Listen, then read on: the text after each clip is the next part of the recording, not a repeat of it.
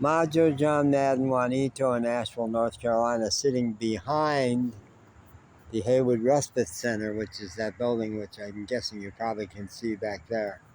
It's beautiful back here. And there was the Wednesday welcome table meal out here today. And that's, I think, 26th the highway going north. And I want to make a little entry about UTIs, urinary tract infections. I may just make this for my friends, but maybe I'll get a wild hair up my butt, as they say in Appalachia, and actually post it. We'll see about that.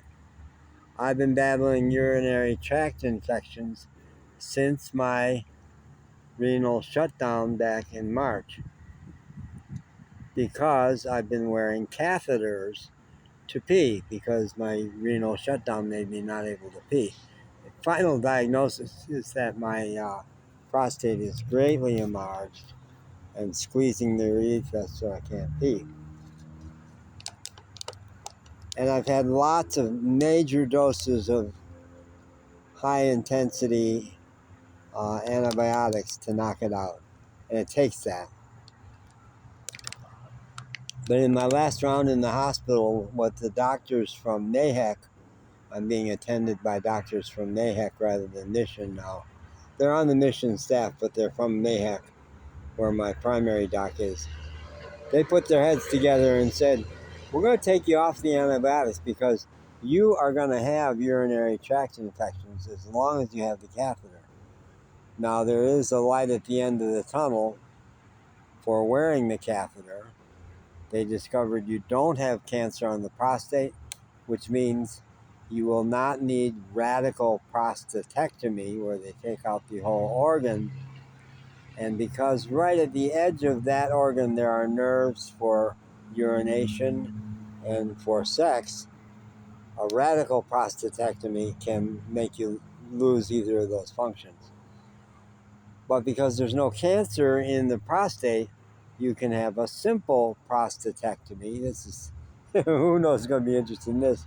Simple prostatectomy, they just go on the inside, hollow it out from the inside, it shrinks down, stops pressing against the urethra, and with a little luck, you will no longer need a catheter in order to pee.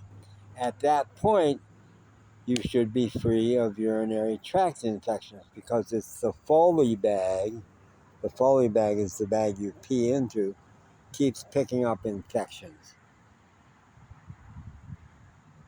So the deal is that between now and whenever I get that simple prostatectomy, which is certainly going to be weeks and maybe months, I am going to have UTIs. And they said, live with them. They won't kill you.